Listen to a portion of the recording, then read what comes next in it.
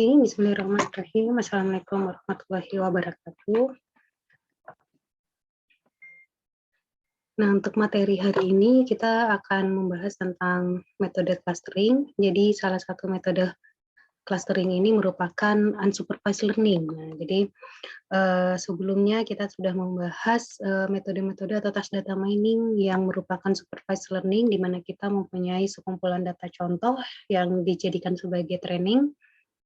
Nah, sekarang kita akan mempelajari salah satu task data mining yang sifatnya unsupervised, yaitu kita tidak mempunyai atau tidak memanfaatkan data-data yang dijadikan sebagai training atau data latih. Nah, jadi untuk pertemuan kali ini kita akan membahas tentang basic konsep dari clustering itu sendiri, kemudian dilanjutkan dengan membahas dua metode atau pendekatan yang digunakan dalam clustering, yaitu partition methods dan hierarchical methods. Nanti di pertemuan berikutnya saya akan menambahkan beberapa pendekatan lainnya terkait dengan metode clustering ini.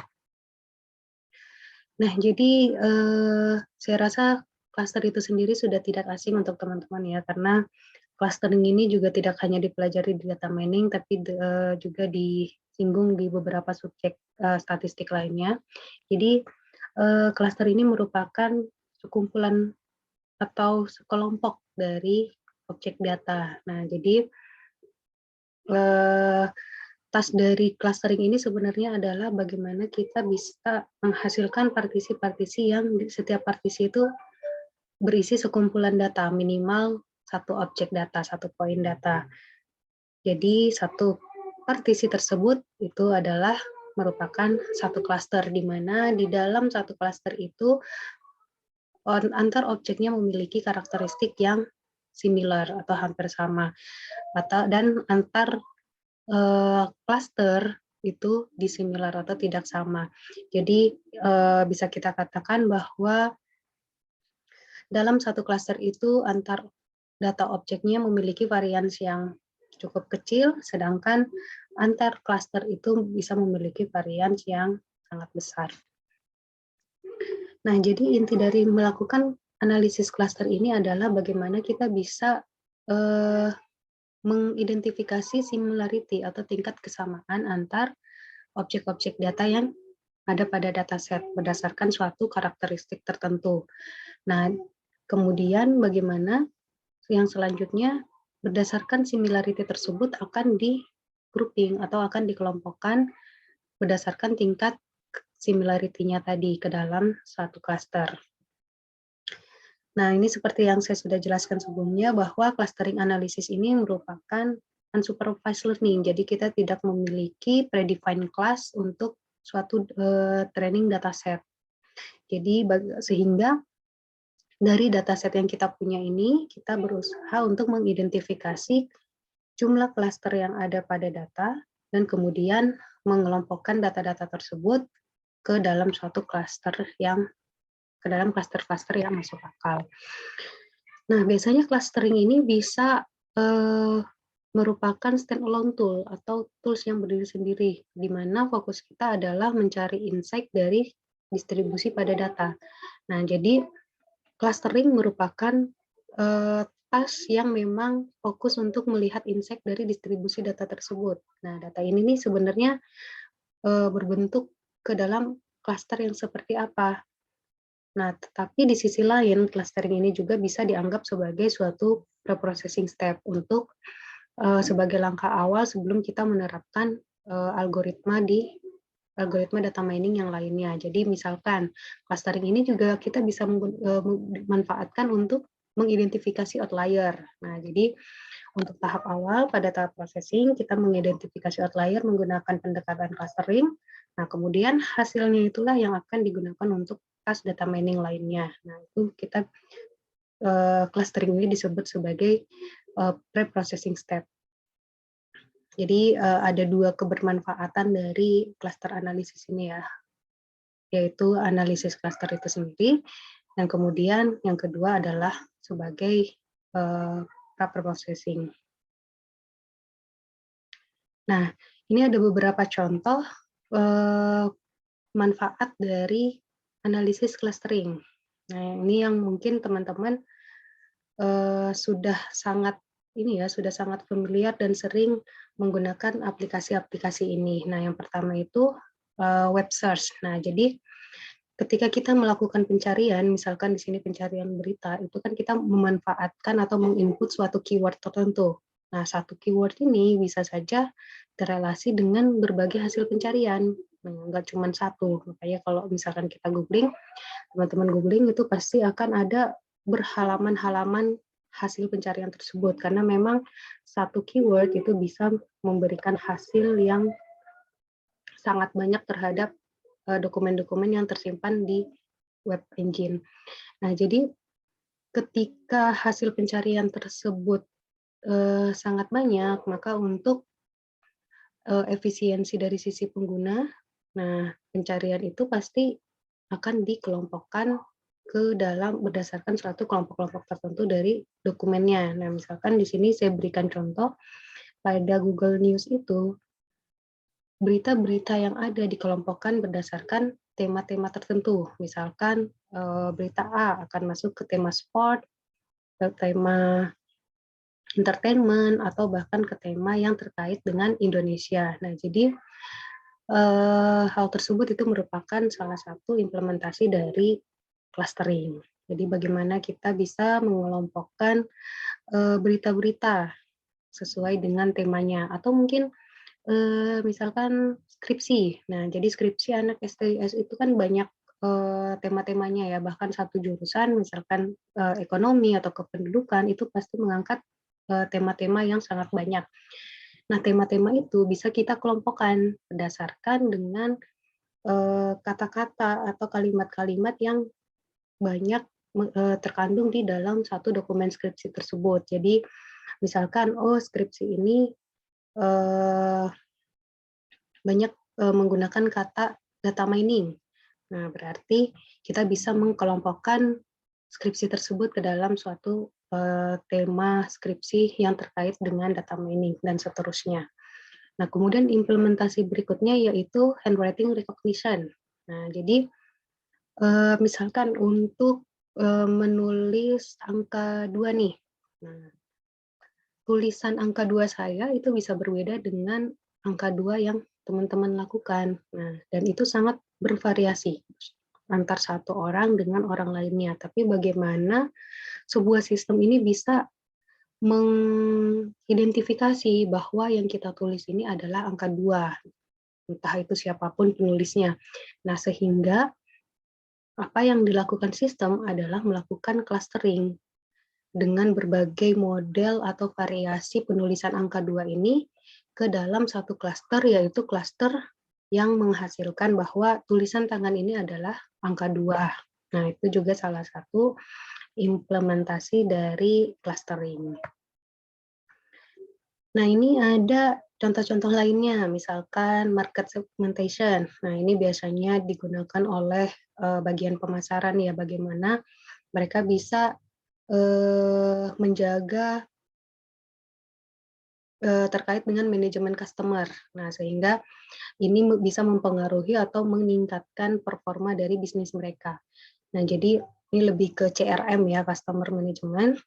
Nah, bagaimana mereka bisa mengelompokkan customer-customer terkait perusahaan itu sesuai dengan karakteristik tertentu, misalkan berdasarkan histori belanjanya, histori transaksi, atau berdasarkan demografi tertentu atau kewilayahan tertentu. Nah, itu mereka biasa juga melakukan analisis clustering.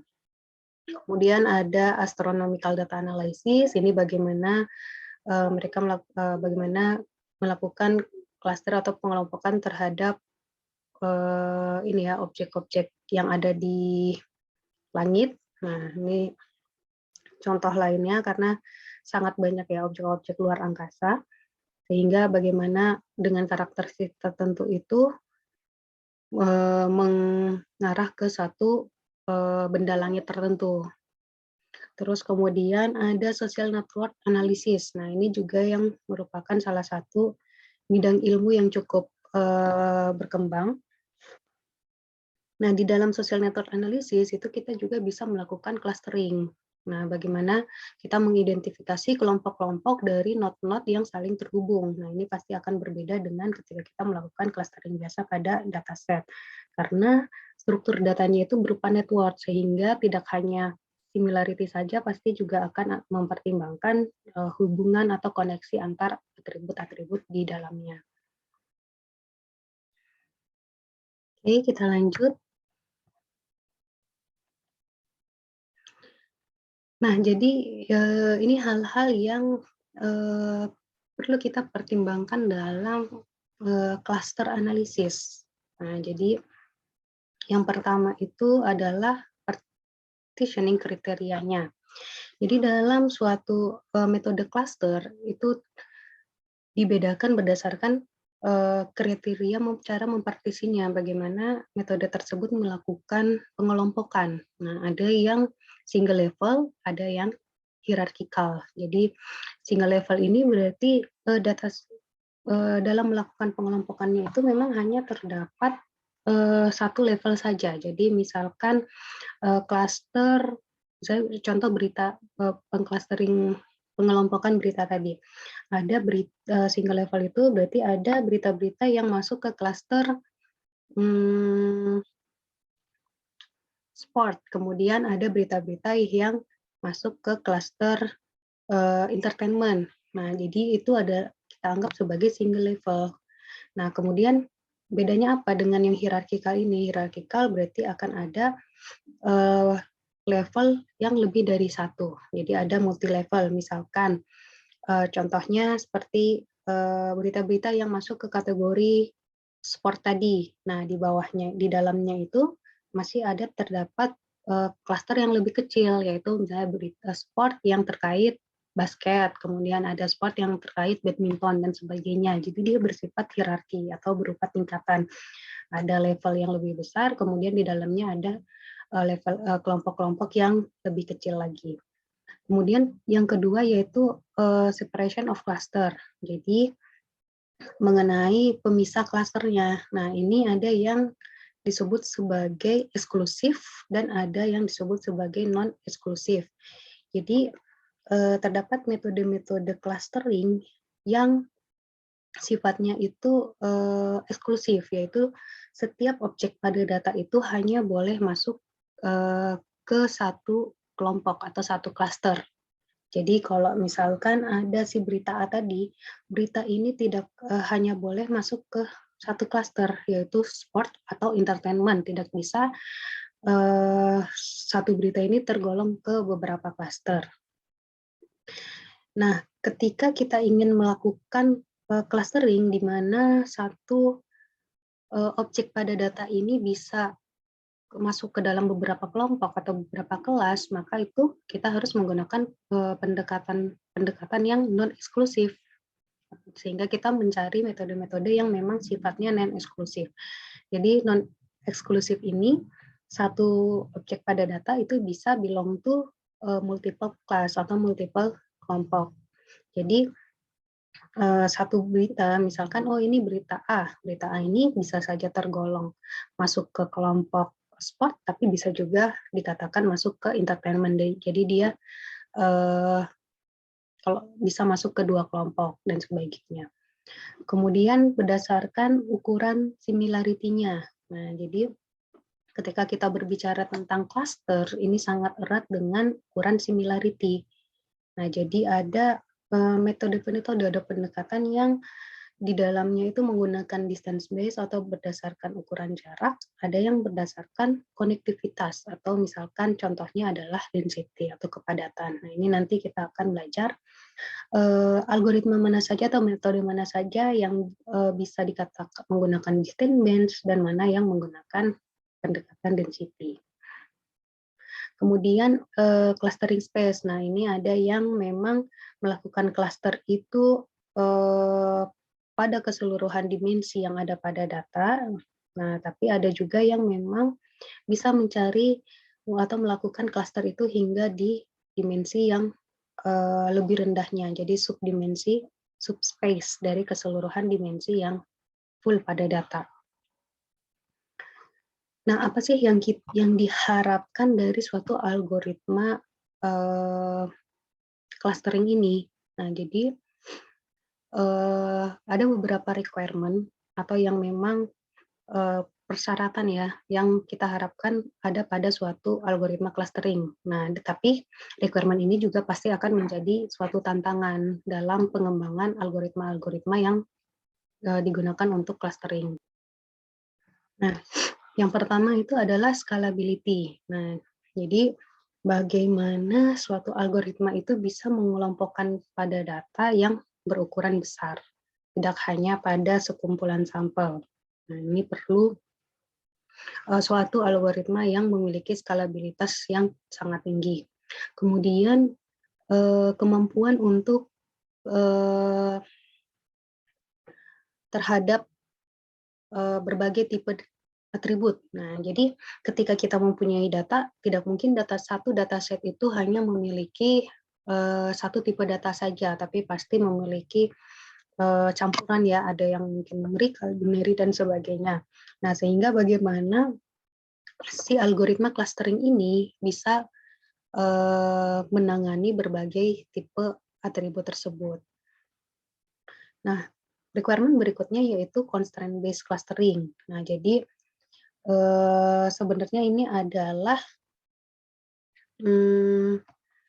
constraint ya, bagaimana ketika kita menjalankan suatu analisis cluster itu bisa deal with constraint atau aturan-aturan yang didefinisikan oleh si analisnya. Jadi kita bisa mempunyai semacam input yang kita jadikan sebagai aturan dan bagaimana aturan ini bisa dianggap sebagai suatu parameter pada metode clusteringnya. Nah, contohnya begini, misalkan saya terdapat kebutuhan untuk membangun ATM baru pada suatu wilayah.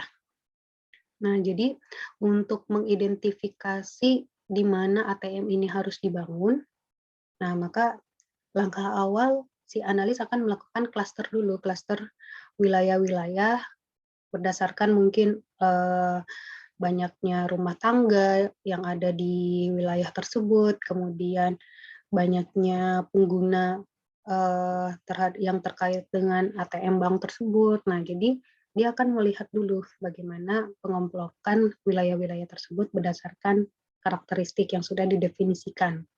Nah, tetapi ketika ingin membangun si mesin ATM baru tersebut, itu tidak hanya berdasarkan karakteristik yang tadi saja, tapi dia akan menambahkan constraint bahwa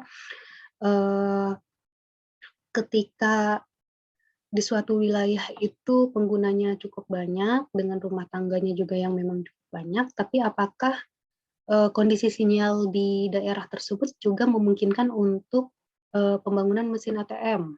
Nah, kemudian ada lagi bagaimana kondisi jalannya, apakah untuk menuju ke akses-akses pembangunan ATM baru ini itu cukup memudahkan pengguna untuk menuju ke sana. Nah, hal-hal aturan-aturan tersebut yang didefinisikan oleh si analis dan menjadi pertimbangan dalam melakukan analisis clustering.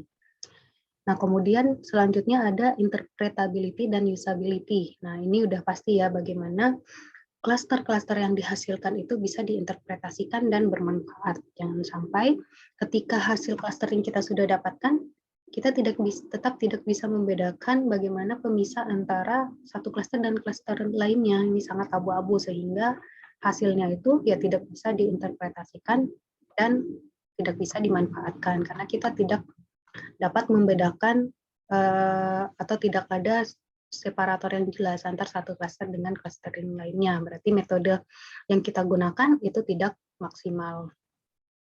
Nah, kemudian masih banyak hal-hal lain atau requirement lain yang harus ada pada suatu metode clustering. Nah, ini seperti misalkan bagaimana cluster itu bisa dibentuk tidak hanya berbentuk bola, karena pada umumnya itu umumnya metode itu melakukan cluster pada suatu dimensi data yang memang bentuknya adalah bola. Nah, sehingga bagaimana cluster ini bisa didefinisikan tapi bisa dengan bentuk yang lain, tidak harus berbentuk bola tadi. Atau kemudian ada kemampuan untuk peka terhadap adanya noise pada data. Nah, ini juga sangat penting untuk metode clustering karena dengan adanya noisy data ini itu akan mempengaruhi bagaimana data tersebut dibentuk ke dalam suatu cluster-cluster. Nah, kemudian ada poin lainnya yaitu sensitif terhadap urutan dari input. Nah, ada case-case tertentu yang memang kita berhadapan dengan data yang sifatnya tidak batch. Jadi kalau batch itu ada data nih, udah kita ambil data tersebut langsung kita lakukan analisis. Tapi ada sifat data lain di mana terdapat incremental update. Jadi kita punya data, nah tidak menuntut kemungkinan pada suatu periode waktu tertentu itu akan muncul data-data baru atau bahkan di sekian detik ya seperti data stream itu bisa setiap detik akan ada data baru yang muncul. Nah, sehingga bagaimana caranya si metode cluster ini bisa tidak sensitif terhadap adanya update dari data baru tadi, kedatangan data baru atau adanya urutan-urutan data tertentu. Nah, jadi ketika misalnya saya sudah punya kondisi data A, terus dibangun suatu cluster-cluster, nah jangan sampai dengan adanya update data baru ini, itu kita perlu membentuk atau merunning ulang si cluster yang sudah dibentuk tadi.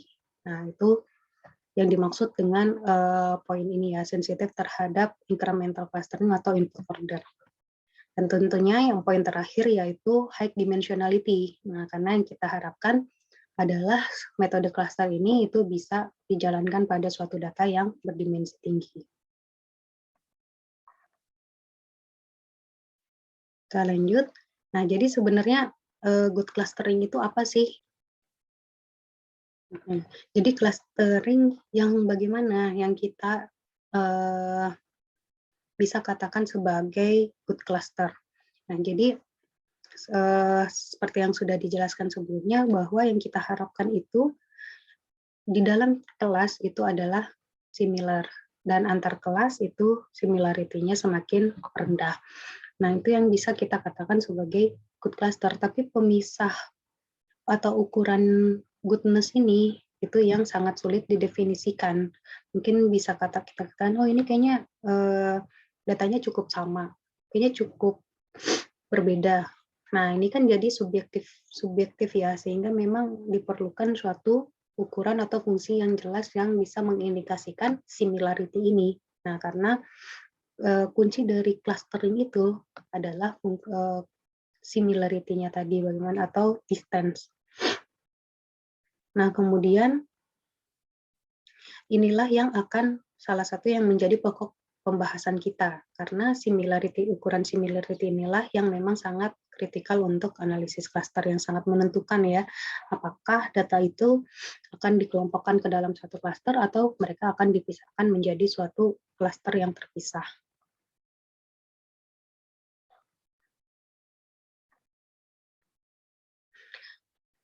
Nah, jadi apa sih yang dimaksud dengan similarity measure tadi? Jadi ketika kita berbicara tentang similarity, berarti kita juga mempunyai yang berlawanan dengan itu, yaitu dissimilarity. Jadi kita punya ukuran kesamaan, dari situ kita juga bisa dapatkan tingkat ketidaksamaannya itu seberapa besar. Nah, jadi ukuran similarity ini akan mengukur bagaimana dua data objek itu bisa mirip atau hampir dikatakan sama. Semakin tinggi nilainya, maka kita bisa katakan bahwa dua objek data tersebut semakin mirip atau semakin sama. Nah, range-nya itu akan bernilai dari 0 sampai 1. Ketika 0 berarti tidak ada similarity sama sekali, atau data tersebut sangat berbeda, dan akan mencapai nilai 1 ketika dua data objek tersebut adalah sama, completely sama ya. Nah, kemudian dissimilarity berarti kebalikannya, berarti kita ingin mengukur seberapa beda data objek tersebut. Nah, ketika tadi kalau similarity semakin tinggi itu semakin sama, ya berarti kalau dissimilarity itu akan semakin tinggi, semakin tidak sama. Sehingga ketika kita mendapatkan nilai minimum, yaitu 0, maka kita bisa katakan bahwa dua objek tersebut adalah similar. Nah, ada istilah lain yang disebut sebagai proximity. Nah, ini sebenarnya mereverse ke entah itu similarity atau dissimilarity. Jadi, istilah yang lebih generik, yaitu proximity. Nah, kemudian lanjut ketika kita ingin menghitung suatu similarity tadi, nah ini adalah salah satu bentuk salah satu bentuk data yang harus kita pahami. Jadi data itu bisa kita representasikan ke dalam suatu matriks. Jadi di sini ada n itu berarti banyaknya poin pada data ya, atau banyaknya row pada data. Kemudian P ini adalah banyaknya dimensi atau atribut dari dataset kita. Kemudian selain data matriks ini, kita juga memiliki matriks yang berisi distance atau dissimilarity. Jadi matriks tadi itu akan ada matriks turunannya yang berisi jarak antara data poin. Nah, jadi misalkan kita punya 5 data poin, maka matriks ini akan berisi jarak dari setiap data poin tersebut. Jadi data poin 1 terhadap data poin 2, kemudian data poin 1 terhadap data poin 3, dan seterusnya. Nah, jadi di sini teman-teman bisa lihat ya, ada D2,1, berarti ini distance antara data poin kedua dan data poin ke-1. Nah, yang vertikal ini pasti akan bernilai 0 karena jarak terhadap dirinya sendiri. Nah, karena dirinya sendiri berarti similarity-nya udah pasti sama ya. Sehingga dissimilarity-nya itu adalah 0. Nah, jadi ini salah satu contohnya ya, bagaimana kita bentuk dari matriks data dan matriks jarak. Nah, misalkan di sini kita punya 4 poin data, yaitu X, kemudian ada 2 atribut, X dan Y. Nah, ini merupakan satu matriks yang berisi dataset. Kemudian matriks jarak ini berisi jarak antar data poin tadi. Jadi kalau data poin 1 terhadap data poin 1 itu sudah pasti 0 karena tingkat kesamaannya 100% ya. Nah, sehingga ketika kita berbicara tentang dissimilarity matrix atau matriks ketidaksamaan, maka nilainya adalah 0. Kemudian 2,828 ini adalah ukuran dissimilarity antara poin 1 dan poin 2. Nah, bagaimana cara menghitung ini? Itu kita mempunyai fungsi-fungsi tertentu untuk menghitung jarak dari setiap data poin. Nah, ini di sini contohkan hasil perhitungannya itu menggunakan Euclidean distance. Nah, ini yang saya bilang tadi, jadi untuk menghitung ukuran jarak tersebut, itu kita memiliki beberapa fungsi yang dapat digunakan. Yang sebelumnya juga saya sudah pernah bahas ya pada saat kita membahas tentang klasifikasi. Itu ada beberapa ukuran jarak. Di sini akan ada saya tambahkan beberapa ukuran jarak lainnya. Nah, yang pertama itu adalah Minkowski distance. Nah, jadi misalkan di sini kita punya 2 vektor data ya, X dan Y. Nah, di sini kita bisa dapatkan dissimilarity-nya atau distance-nya berdasarkan Minkowski distance. Nah, P ini itu bisa didefinisikan oleh analisnya, ingin menggunakan P berapa, dan sebenarnya Minkowski distance ini merupakan bentuk general dari Manhattan dan Euclidean. Jadi ketika kita mendefinisikan P-nya sama dengan 1, maka formula itu menjadi Manhattan distance. Nah, ini dan formulanya seperti ini ya. X1 dikurang Y1 absolut, dan seterusnya. Nah, ketika P-nya sama dengan 2, nah hasilnya merupakan Euclidean distance.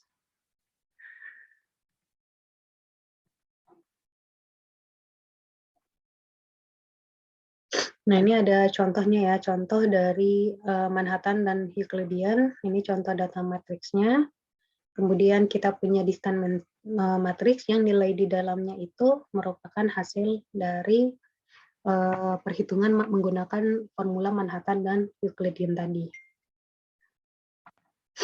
Nah, kemudian ada ukuran lainnya itu adalah Cosin measure. Jadi Cosin measure ini biasanya digunakan memang kebanyakan ketika kita berhadapan atau case-nya itu adalah text mining ya, mengukur kesamaan antar dua dokumen. Nah, jadi rumusnya itu yang pertama mencari kosinus dari X dan Y. Nah, ini formulanya ya, P produk antar X dan Y.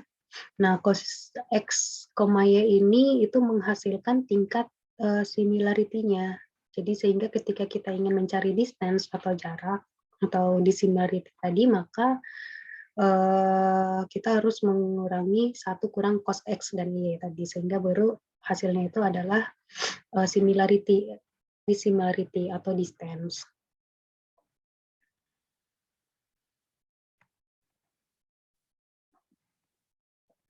Nah, jadi ini contohnya ya, misalkan kita punya dua vektor data, yaitu X1 dan X2.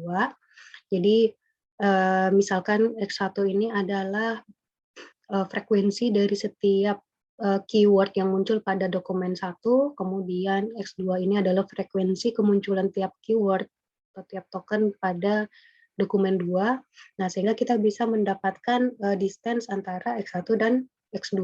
Nah, ini ada P produknya ya antara X1 X2. Jadi 3 kali 1, 3 kali 1 ditambah 2 kali 0 dan seterusnya untuk setiap yang ada di vektor datanya. Nah, sehingga kita dapatkan kosinus X1 dan X2. Nah, untuk mendapatkan distance-nya itu dikurangi 1 dikurangi 0,32. Jadi 0,68 ini adalah nilai distance-nya atau dissimilarity. Sementara kosinus X1 X2 itu adalah similarity-nya atau tingkat kesamaannya. Kemudian ukuran jarak yang lainnya itu adalah ukuran jarak yang memang bisa digunakan untuk fitur-fitur binari. Jadi ketika data kita itu merupakan tipe data binari yang bisa dikonversikan ke 1 atau 0. Nah, jadi ketika data tipe atribut kita itu adalah binari, maka kita akan memanfaatkan tabel kontingensi. Nah, jadi ini ada tabel kontingensi antara data vektor X dan Y. Nah, kemudian di tabel kontingensi ini kita bisa mendapatkan jumlah fitur yang sama antara X dan Y, itu yaitu 1, sama-sama nilainya 1. Kemudian ada di sini ada B, jadi fitur yang di X-nya itu 1, tapi di Y-nya itu 0. Kemudian ada C ini sebaliknya ya, jadi X-nya 0, Y-nya 1.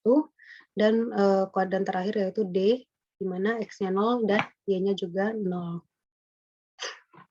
Nah, jarak untuk binary feature ini akan berbeda ketika tipe data kita simetrik dan asimetrik. Nah, ketika simetrik, itu kita akan memasukkan 0, jadi D-nya ini ya, yang ketika nilai X dan Y sama-sama 0 sebagai pembaginya. Nah, ketika fitur atau atribut kita bersifat asimetrik, itu kita hanya per A plus B plus C. Jadi yang sama-sama 0 itu tidak dimasukkan ke dalam perhitungan jaraknya. Nah, jadi ini misalkan contoh ya bagaimana kita menghitung dengan pada binary feature. Nah, misalkan di sini ada atribut-atribut. Ini kita akan fokus ke atribut-atribut yang bersifat asimetri. Jadi gender ini ya simetrik. Sehingga di sini kita coba fokus ke asimetrik saja. Nah, jadi misalkan saya beri contoh di sini antara Jack dan Mary. Nah, Jack dan Mary yang nilainya bersama-sama 1 adalah 2 ya, yang Piver, kemudian yang tes 1. Nah, sehingga di sini ada nilai 2. Kemudian yang Jack-nya 0 dan Mary-nya 1. Nah, itu ada 1, yaitu di tes 3. Kemudian yang Mary-nya 0, Jack-nya 1. Nah, kita lihat tidak ada ya, sehingga di sini diisi 0. Kemudian yang sama-sama 0 itu ada 3, yaitu Koch, tes 2, dan tes 4. Sehingga kita bisa mendapatkan distance dari Jack dan Mary, yaitu 0 plus 1 per 2 plus 0 plus 1. Jadi 3-nya tidak diikutkan dalam perhitungan ya, karena kita cakupannya adalah asimetrik, atribut yang asimetrik. Sehingga kita dapatkan distance antara Jack dan Mary ini adalah 0,33. Nah, kemudian ukuran jarak untuk fitur yang nominal. Ketika tipe data kita itu adalah nominal. Nah, di sini ada 2 pendekatan yang bisa kita lakukan. Nah, yang pertama itu yaitu dengan seperti match sederhana ya, sama atau tidak. Kemudian ada pendekatan yang lain yaitu kita mengkonversi atribut tersebut menjadi suatu atribut binari. Sehingga yang kita treatment, kita akan melakukan treatment perhitungan jaraknya itu sesuai dengan pengukuran jarak pada variabel binari. Nah, ketika kita melakukan matching secara sederhana, maka kita hanya melihat apakah variabel tersebut adalah sama atau tidak. Nah, jadi tingkat dissimilarity atau distance-nya yaitu jumlah atribut yang sama, yang tidak sama terhadap keseluruhan atribut. Jadi misalkan di sini ya, yang tidak sama itu ada outlook, kemudian ada humidity, ada 2 atribut yang tidak sama. Nah, makanya distance-nya yaitu 2/4 atau 0,5. Sangat sederhana ya. Nah, itu ada beberapa ukuran jarak yang bisa kita manfaatkan dalam analisis clustering. Nah, masing-masing itu digunakan sesuai dengan tipe datanya ya, apakah nominal atau mungkin berupa binari dan sebagainya. Nah, jadi pendekatan-pendekatan dalam clustering itu apa aja? Nah, di sini ada beberapa pendekatan atau metode-metode dalam melakukan clustering. Nah, jadi di awal saya sudah sebutkan tentang ada partitioning dan hierarchical. Nah, ada 2 lainnya, yaitu density dan grid based. Nah, jadi nanti untuk pertemuan kali ini kita akan fokus membahas tentang 2 pendekatan. Yang pertama, yaitu partitioning, kemudian ada hierarchical. Ini juga sudah saya jelaskan secara sekilas ya. Partisi di sini intinya bagaimana algoritma tersebut membangun partisi-partisi berdasarkan kriteria-kriteria yang diberikan. Sementara hierarchical itu metode clusteringnya akan melakukan dekomposisi dan membuat semacam hierarki-hierarki pada data berdasarkan kriteria yang diberikan. Jadi kita lihat langsung ya. Nah, jadi ini salah satu contoh metode yang menggunakan pendekatan partitioning, yaitu kami. Nah, jadi partitioning clustering approach itu kan sebenarnya melakukan ini ya, dia akan melakukan partisi pada data secara iteratif. Nah, berdasarkan suatu dataset. Jadi sehingga setiap klaster itu akan berisi minimal 1 objek data. Jadi tidak mungkin akan ada satu klaster yang kosong. Dan pasti akan ada minimal satu data yang berada dalam klaster tersebut. Dan tidak mungkin satu data ini tidak teralokasikan ke dalam tidak mungkin dia tidak teralokasikan ke klaster. Jadi pasti satu dataset ini, satu objek dataset pasti akan masuk ke suatu klaster tertentu. Tidak mungkin dia merasa kehilangan sendiri ya. Nah, jadi dari sini kita bisa untuk partitioning report itu kita bisa intinya adalah metode tersebut akan meminimalisir sum square error-nya, sum square distance daripada setiap klasternya, sehingga dikatakan algoritma tersebut telah optimal. Nah, jadi salah satu contoh partitioning method itu adalah K-means. Jadi di mana K-means ini setiap klaster itu direpresentasikan oleh suatu titik tengah. Jadi kita mempunyai titik tengah dari setiap klaster dan algoritma K-means ini akan melakukan iterasi untuk mendapatkan titik tengah yang stabil, yang bisa merepresentasikan atau yang bisa meminimumkan sum square of distance tadi. Jadi ketika sudah mencapai itu, maka iterasinya bisa tercapai. Nah, jadi ini ya, makanya kita bisa lihat untuk kualitas dari suatu klaster CI itu bisa dihitung dari variasi kan dari dalam klaster tersebut. Nah, seperti yang saya katakan tadi bahwa harapan atau target yang ingin dicapai dalam suatu analisis clustering itu adalah meminimalkan variasi yang ada di dalam satu klaster. Nah, sehingga di sini kita bisa ukur sebenarnya di dalam K-means ukuran klaster yang digunakan yaitu sum square error antara objek-objek di dalam klaster tersebut terhadap titik tengahnya tadi atau titik sentroidnya. Nah, dari situ akan kita bisa dapatkan variasi yang ada pada klaster dalam satu klaster tersebut. Nah, nanti saya akan berikan contoh ya. Nah, algoritma K-means ini bekerjanya seperti ini ya, ini algoritmanya.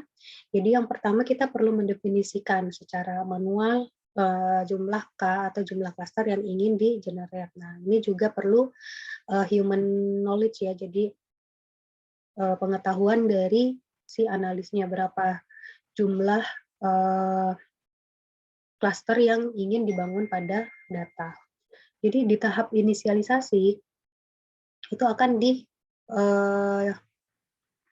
di-define satu titik secara random sebagai pusat klasternya.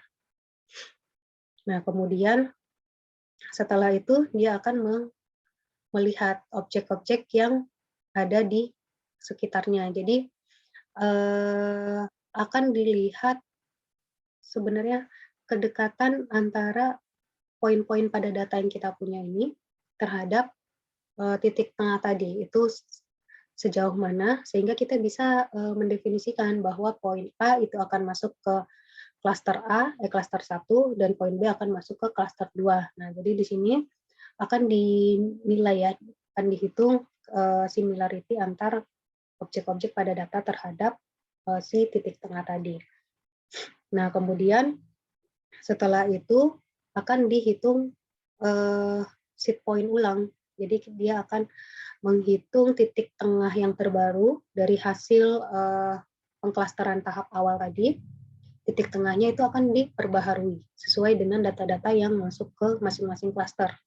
Nah, kemudian setelah kita mendapatkan titik tengah baru atau sentroid baru, itu kita akan menghitung kembali apakah suatu titik poin ini memang masih akan masuk ke klaster tersebut dengan titik poin yang baru atau memang sudah akan berpindah ke klaster yang lain.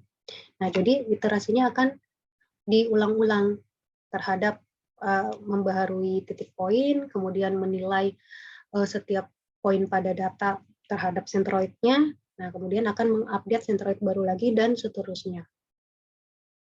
Sampai si data-data set yang kita punya ini itu tidak berpindah-pindah lagi, sudah konstan tetap di klaster tersebut. Nah, jadi ini contohnya, misalkan kita punya 4 poin data dengan 2 atribut. Nah, ini kalau kita gambarkan ke ruang 2 dimensi. Nah, tahap awal itu kita akan menentukan initial centroid secara random. Nah, di sini dicontohkan untuk klaster 1 itu initial centroidnya adalah poin A, kemudian C2 ini adalah poin klaster 2 itu memiliki sentroid B. Nah, kemudian step berikutnya itu kita akan hitung jarak antara semua poin data kita terhadap sentroid yang sudah di-define di awal. Nah, ini kita dapatkan seperti ini ya. D0 ini adalah jaraknya. Jadi kita punya jarak dari C ke A, C ke B, kemudian D ke A, dan D ke B juga. Nah, ini contohnya. Misalkan ini ya, distance antara D dan C1. Nah, makanya kita akan hitung 5 kurang 1 kuadrat plus 4 kurang 1 kuadrat. Sehingga kita dapatkan distance dari data kita, data D terhadap C1 itu adalah 5. Kemudian terhadap C2 itu 4,24. Nah, dari sini itu kita akan dapatkan bahwa distance yang terkecil itu adalah 4,24 ya. Nah, sehingga akan D ini akan di assign ke klaster yang kedua.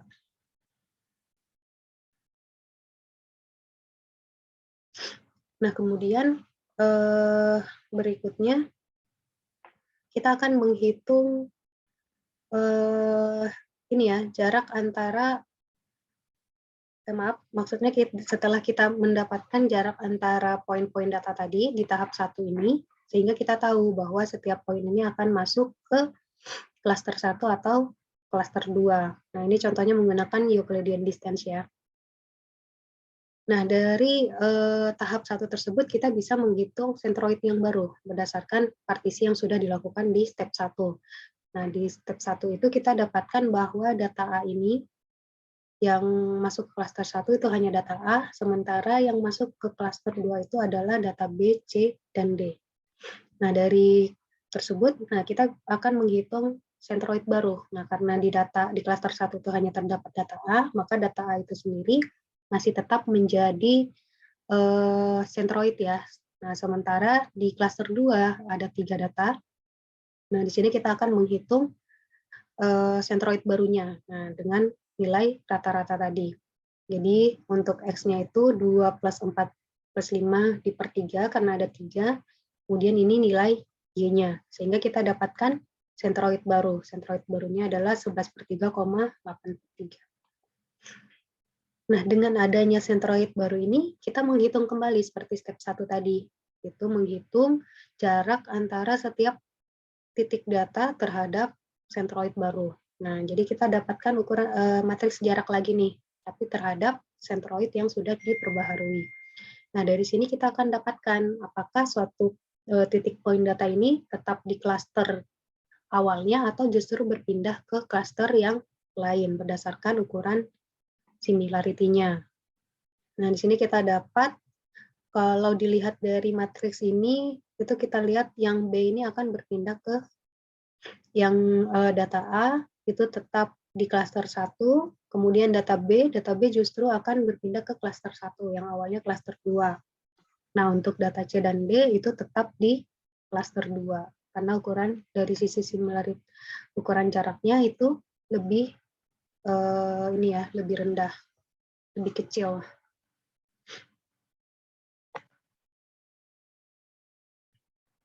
Nah, sehingga kita akan dapatkan partisi data yang terbaru nih, berdasarkan ukuran jarak tadi ya. Nah, dari sini kita akan mengulangi lagi, menghitung sentroid baru. Dari sentroid baru ini, kita nilai lagi apakah setiap data itu sudah sesuai klasternya atau tidak, atau justru akan bergeser. Nah, ketika tidak ada pergeseran, maka proses iterasinya itu bisa dihentikan ya. Nah, ini bisa dilihat ketika di step ini, itu datanya sudah tidak bergeser lagi. Sudah tidak berubah ya klasterannya, sehingga kita bisa mengetingkan prosesnya. Nah, itu kurang lebih simulasi bagaimana K-means melakukan klaster. Nah, kemudian ini ada metode yang lainnya yaitu K-medoids. Nah, jadi kalau teman-teman lihat dari bagaimana proses K-means itu dilakukan, nah itu pasti akan kelihatan bahwa K-means ini sensitif terhadap adanya outlier, karena ketika suatu objek itu jauh dari mayoritas datanya, tapi kan dia harus akan terassign ke suatu klaster ya. Nah, ketika dia sudah terassign ke suatu klaster di mana tetapi dia sebenarnya ukurannya jauh itu, maka dia akan mempengaruhi nilai dari rata-rata nilai pada klaster tersebut.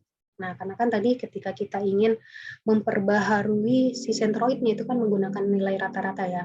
Jadi ketika ada satu titik yang sangat jauh dari titik-titik lainnya dalam suatu klaster tersebut, nah makanya dia akan mempengaruhi nilai pembentukan nilai titik tengahnya tadi. Nah, ketika nilai titik tengah ini kita dapatkan, itu pasti akan meningkatkan nilai variasinya. Nah, jadi misalkan saya punya data nilai 1, 2, kemudian ada satunya 20. Nah, ketika kita mencari titik tengah itu 1, 2, dan 20, ini pasti akan berada misalnya 20, 21, 23 di per 2 ya, sekitar 10-an misalkan.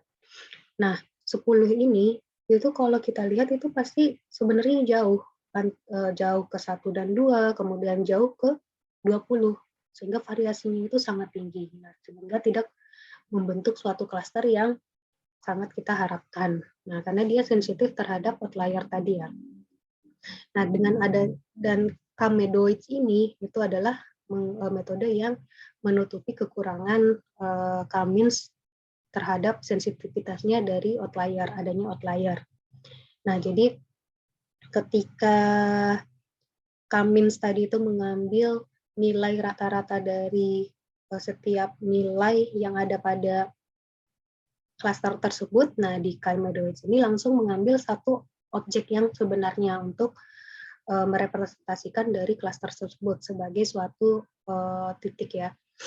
Nah, sehingga dia tidak mencari nilai rata-rata tadi, tapi langsung menunjuk satu klaster sebagai representasi dari klaster tersebut. Nah, nanti kita lihat contohnya ya. Nah, sehingga ketika menggunakan cara tersebut, nah, untuk menilai kualitasnya itu dilihat berdasarkan absolute error-nya. Absolute error dari si titik poin, setiap titik poin pada data terhadap representasinya tadi yang terpilih. Nah, kita lihat contohnya ya. Sebelum itu kita lihat dulu algoritmanya. Jadi yang pertama memilih k-random. Jadi kita akan memilih sekumpulan k-random point sesuai dengan jumlah klaster yang kita inginkan. Nah, dari data point yang ada pada dataset. Nah, jadi kemudian kita akan data point tersebut itu kita akan melihat mana saja yang terdekat. Jadi poin-poin mana ini mirip ya sama K-means. Jadi dari terhadap data poin tersebut, data poin yang terpilih sebagai representasi itu akan dinilai distance-nya terhadap semua poin data yang ada pada data. Sehingga kita bisa dapatkan data A dan data B ini akan masuk ke klaster yang mana berdasarkan representasinya tadi. Nah, setelah itu kita akan menghitung apa yang disebut dengan total cost. Nah, total cost-nya tadi yaitu dengan melihat ini ya, absolute error, kriteria absolute error-nya. Apakah sejauh mana total cost-nya kita peroleh. Nah, di iterasi berikutnya kita akan memilih secara acak lagi titik lain yang dianggap sebagai representasi dan menilai sejauh mana kedekatan poin-poin data lain terhadap si representasi ini. Dan kita akan dapatkan total cost-nya juga. Nah, ketika total cost-nya itu tidak lebih kecil dari 0, berarti dengan kata lain, titik baru yang dianggap sebagai representasi itu masih lebih besar secara total cost. Nah, maka langkah yang dihasilkan sebelumnya itu tidak diganti, tetap menganggap bahwa poin data tersebut adalah representasi. Tetapi ketika hasilnya ini lebih rendah dari sisi total cost, maka kita akan mengswap ya medoidnya itu menjadi data poin yang baru dengan total cost yang lebih rendah. Nah, jadi ini contohnya ya. Contohnya, misalkan saya punya 10 data, kemudian pada tahap awal yang dianggap sebagai representasi itu data ke-4 dan data ke-9. Nah, dari sini kita akan hitung jarak antara setiap titik poin terhadap masing-masing representasi. Nah, dari sini kita bisa lihat bahwa poin 125 ini ya 125 itu akan masuk ke klaster 1, yaitu representasinya titik ke-9, 4 dan 5.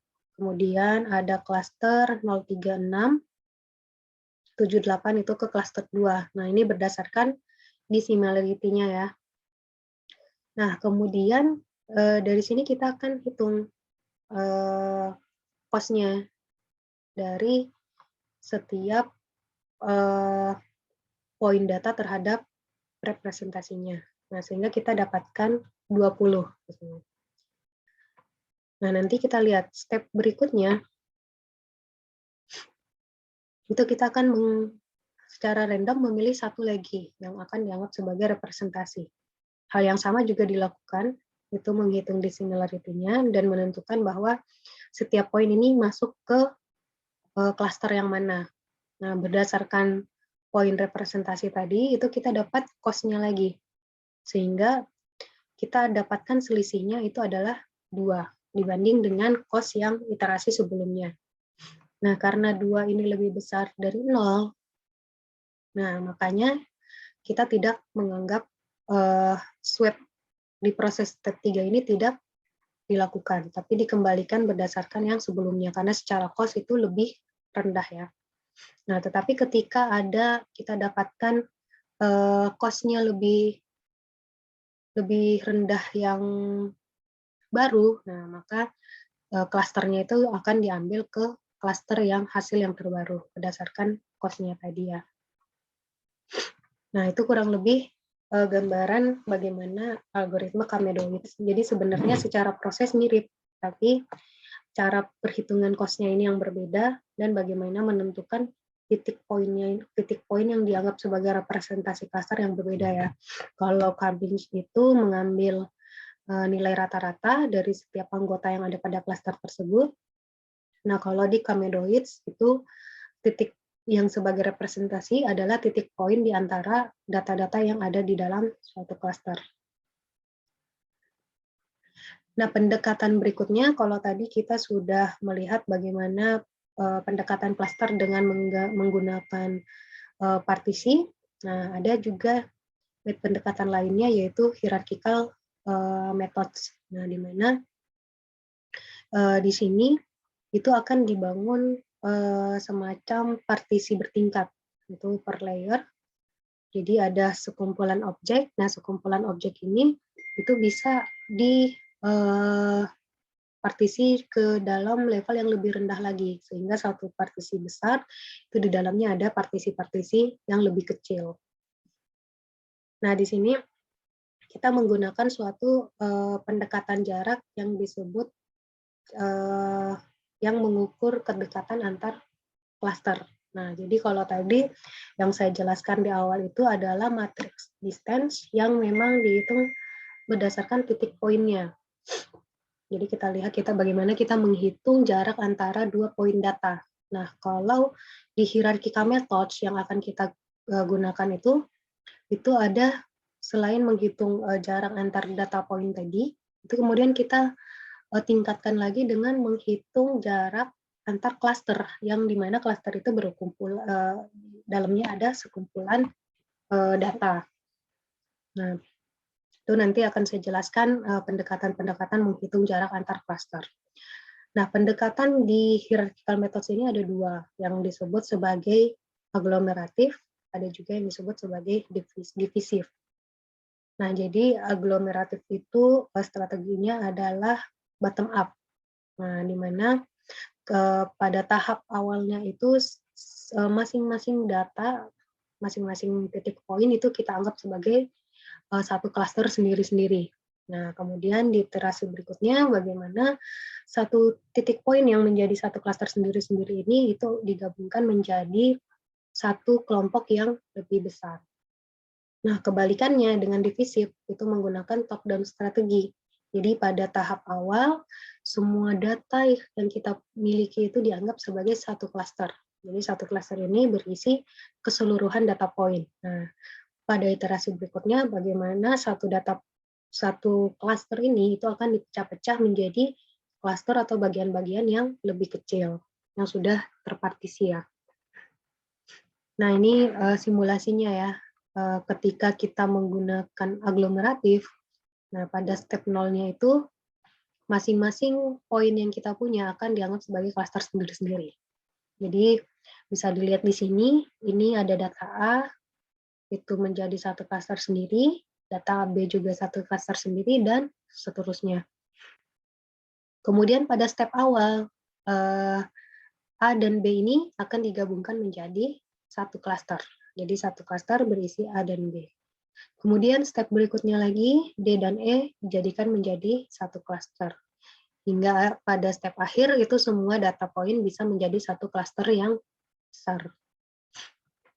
Nah, kebalikannya dengan divisif, jadi pada step nolnya itu semua poin data dikumpulkan menjadi satu klaster besar.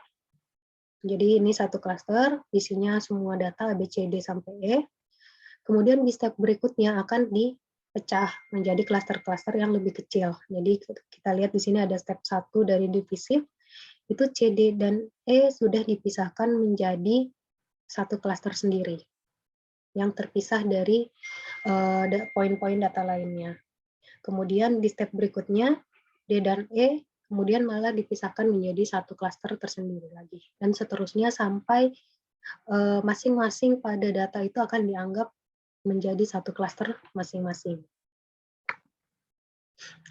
Nah, metode penghitungan jarak klaster yang saya singgung tadi itu ada 3. Yang pertama itu menggunakan pendekatan single link. Jadi single link ini itu kita menggunakan jarak terkecil antara elemen-elemen data pada masing-masing klaster. Nah, sementara kalau kita menggunakan complete link itu kebalikannya, kita akan mengambil jarak terbesar dari elemen-elemen yang ada pada masing-masing klaster. Sedangkan pendekatan yang terakhir itu average, yaitu dengan mengambil nilai rata-rata antara semua elemen pada masing-masing klaster. Nah, nanti kita lihat simulasinya ya.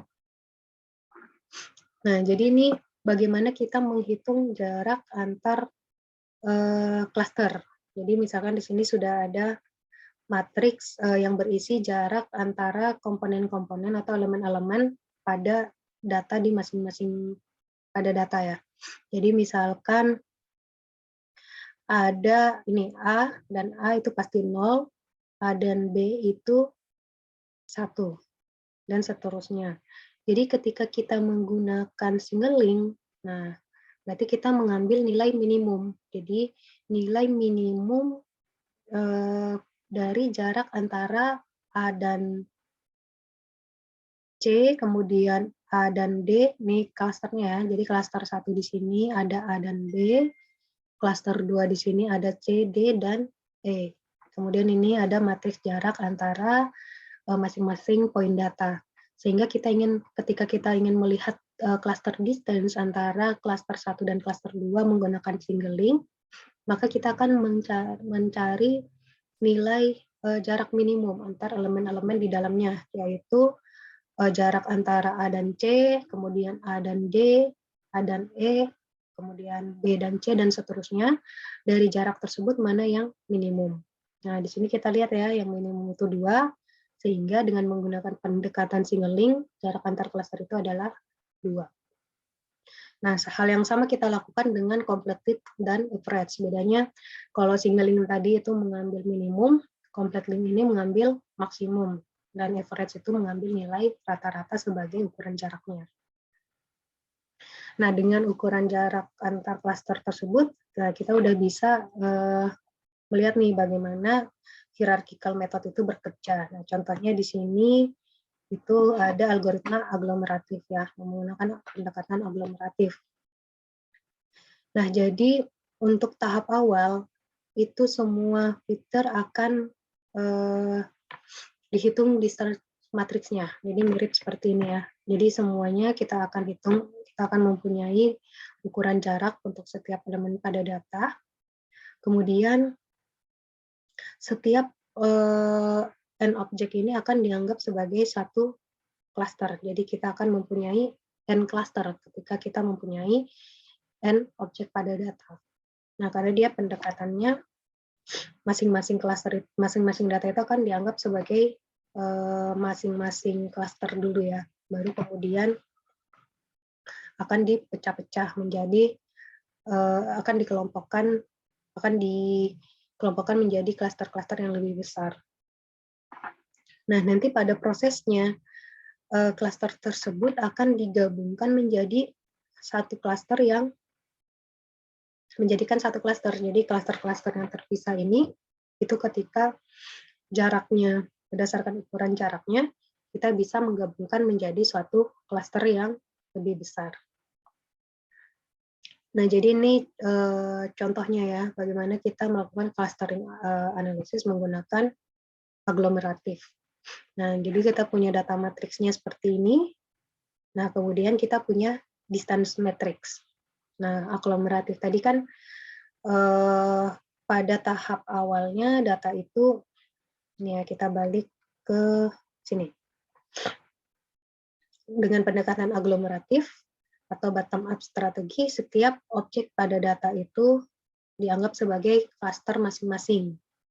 Nah, jadi kita punya data A sampai F, nah ini dianggap sebagai klaster sendiri-sendiri yang berisi satu klaster adalah satu poin data. Nah, kemudian kita punya distance matrix yang mengukur jarak antar poin pada data. Nah, dari sini kita dapat ada yang terkecil jaraknya yaitu antara poin data F dan poin data D, yaitu jaraknya 0,5. Nah, sehingga D dan F ini bisa kita jadikan sebagai satu klaster. Kita gabung, kita merge menjadi satu klaster yang berisi data D dan data F. Nah, jadi hasilnya seperti ini ya.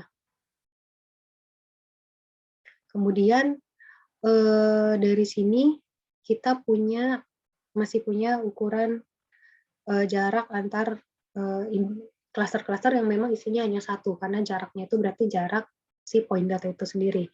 Nah, karena D sama F ini kita sudah gabungkan menjadi satu klaster, makanya sehingga kita perlu menghitung jarak antar klaster baru ini yang berisi D dan F terhadap klaster lainnya yang masih berisi individu masing-masing.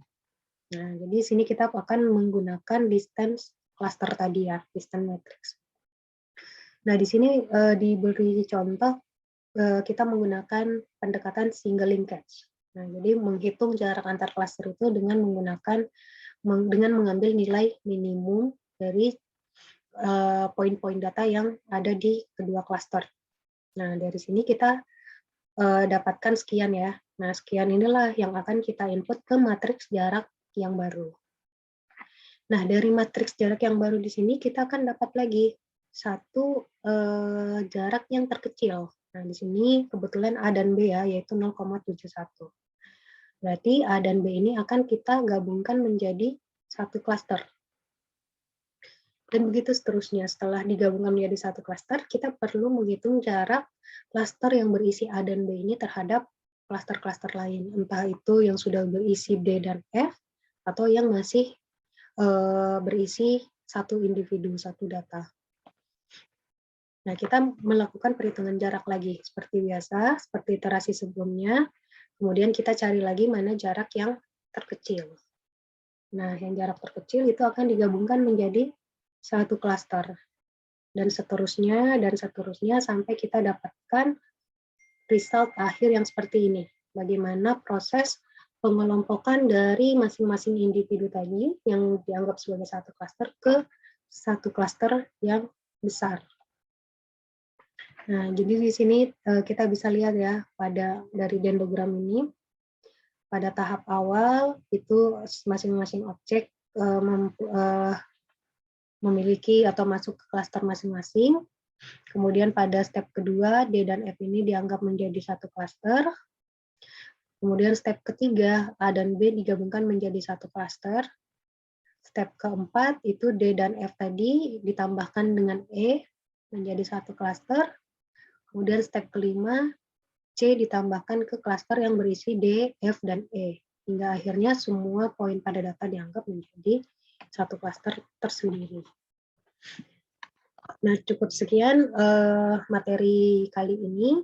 Untuk pertemuan berikutnya nanti kita akan bahas tentang pendekatan clustering lainnya seperti dengan density approach atau dan grid based approach.